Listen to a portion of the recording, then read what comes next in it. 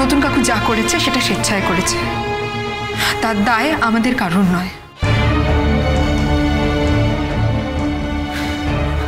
আর মানছি তো নতুন কাকু করেছে, তার জন্য বারবার বারবার এই কথাগুলো আমাদের শোনানোর তো দরকার নেই। আমাদের ভালো লাগছে না, প্লিজ। তা বললে কি করে হবে? যেটা সত্যি সেটা তো শুনতেই হবে। ঠিক আছে, শুনেছি তো, আর কতবার শুনবো?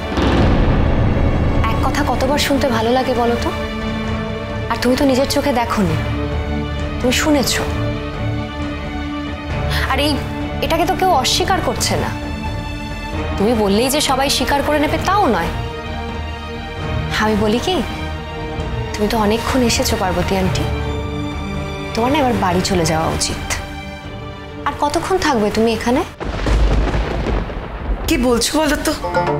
অমনি আমি বাড়ি চলে যাব? হয় নাকি? তোমার নতুন কাকুর সাথেই এসেছি, তোমার নতুন কাকুকে না নিয়ে কি করে যাই বলো? আমার মনে হয় তুমি নতুন কাকুকেও সঙ্গে নিয়ে বাড়ি চলে যাও। আমাদের এখানে নতুন কাকুকেও আর দরকার নেই। বাহ, এতদিন তোমাদের নতুন কাকুকে দরকার ছিল। তোমাদের নতুন কাকু একা ছিল, আর আজ যেই তার বিয়েটা হয়ে গেছে অমনি তোমাদের নতুন কাকুকে তোমাদের দরকার নেই। তোমরা মাঝে মাঝে খিচে বলো, আমি বুঝতেও পারি না। আর এসব বলে বলে তোমরা কি করছো জানো তো? তোমরা চোখে আঙুল দিয়ে বুঝিয়ে দিচ্ছ যে তোমাদের মায়ের সাথে তোমাদের নতুন কাকুর ঠিক কি সম্পর্ক ছিল। আমরা চোখে আঙ্গুল দিয়ে বুঝিয়ে দিলে তবেই তুমি বুঝতে পারছো, সেটাই বলার চেষ্টা করছো তো? দেখো, কার সঙ্গে কার ব্যক্তিগত কি সম্পর্ক ছিল তা নিয়ে আমরা এখানে কেউ ইন্টারেস্টেড না। এখন কাকিমার অপারেশন চলছে, আর আমরা সবাই সেটা নিয়ে খুব টেনশনে আছি। শুধুমাত্র সেই জন্যই এখানে অপেক্ষা করছি। প্লিজ মিঠিলদি, চলো না আমরা অন্য কোথাও গিয়ে বসি। কেন? আমি কথা বলছি বলে? আমাদের ভালো লাগছে না। কেন বুঝতে পারছো না বলো তো তুমি?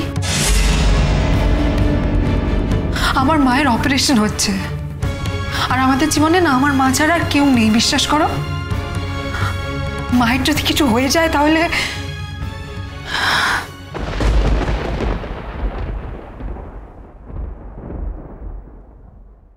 মিঠিমা, তুই তো সকাল থেকে কিছু খাসনি, চল কিছু খেয়ে নিবি। Thank you. তুমি বরং পার্বতী আন্টিকে নিয়ে বাড়ি যাও, আমরা ঠিক আছি।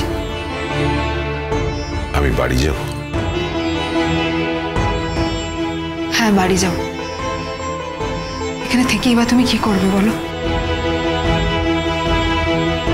তুমি তো ডাক্তার নাও, ডাক্তাররা তো ভেতরে অপারেশন করছে।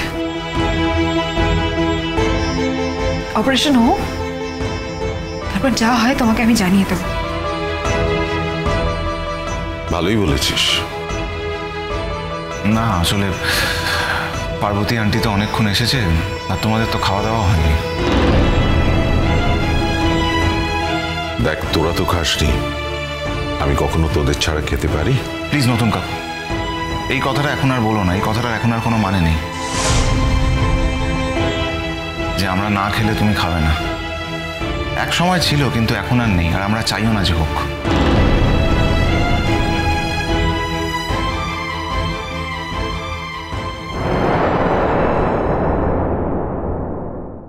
মা, মা তোমাকে আমি অনেক অপমান করেছি মা, অনেক অসম্মান করেছি, কিন্তু সব একটা কারণ থেকে করেছি।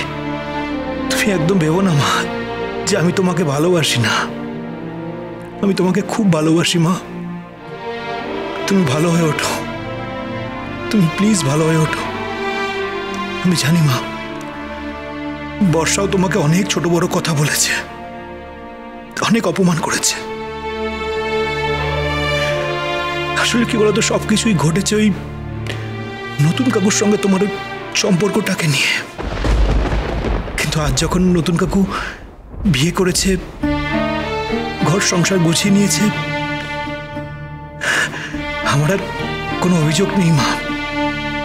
আমার তোমার প্রতি আর কোনো কোনো অভিযোগ নেই, কিচ্ছু বলার নেই মা। একটা কথা মনে রেখো মা, সব ছেলেই তার মাকে শুচিশুদ্ধ দেখতে চায়। মায়ের বদনাম কোনো ছেলেই সহ্য করতে পারে না, আমিও সহ্য করতে পারি না মা। বুকটা আমার ফেটে যায়। আমি তো অত আধুনিক নই, তুমি তো জানো, কিন্তু আমি তোমাকে খুব ভালোবাসি মা, একটু বেশি ভালোবাসি। তুমি ভালো হয়ে বাড়ি চলো মা। এই বাড়িটা তোমার না আমি জানি, কিন্তু একটা বাড়ি আমি তোমাকে দেব। যে বাড়িতে আছো সেটা তো তোমার বাপের বাড়ি, আমি তোমাকে তোমার বাড়ি দেব মা। আমি তোমাকে কথা দিলাম, আমি তোমাকে নিজের বাড়িতে নিয়ে যাব মা।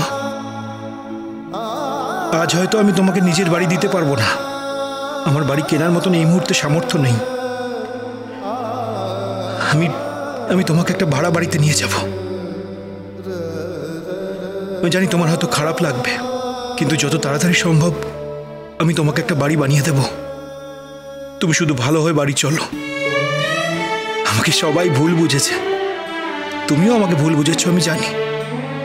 আমাকে এত বড় কথা বলেছো তুমি, যে তোমার দুটো ছেলে মেয়ে, আমাকে তুমি তোমার জীবন থেকে বাদই দিয়ে দিয়েছ।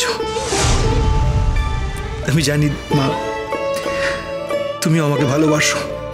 আমি কখনো ভাবতে পারি না যে আমি মা হারা হয়েছি, কখনো ভাবতে পারি না। তুমি প্লিজ বাড়ি চলো মা, আর কিচ্ছু চাই না আমার তোমার থেকে, প্লিজ বাড়ি চলো।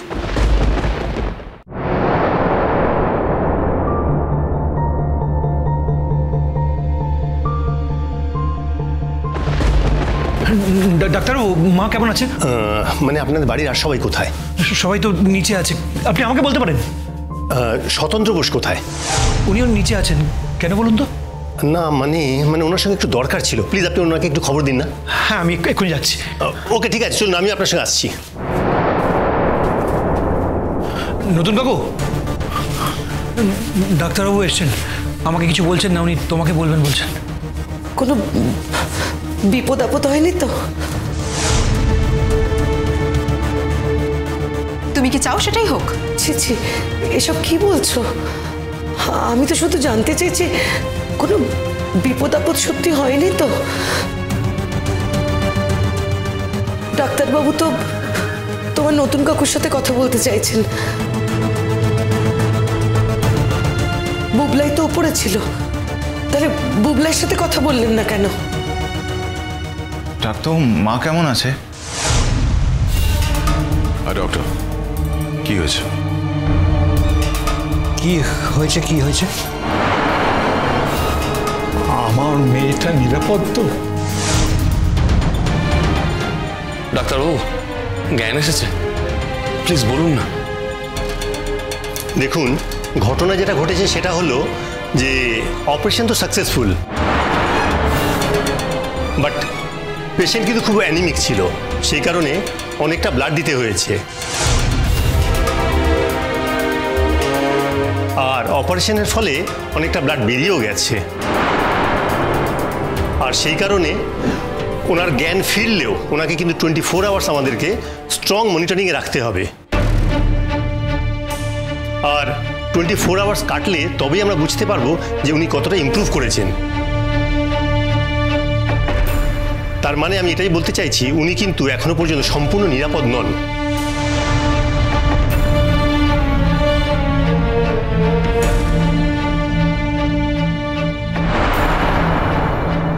কিরে মিঠি, কাঁদছিস কেন? তোমার কি? আমি কাঁদি যাই করি তাতে তোমার কি? মায়ের যদি কিছু হয় তাহলে তোমার কি কিছু যায় আসে নতুন কাকু? তোমার তো কিছু যাবে না। যদি কিছু হয় তাহলে তাহলে আমার যাবে, আমাদের যাবে, তোমার তো কিছু হবে না।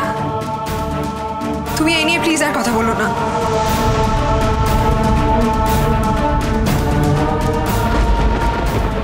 চিরসখা হে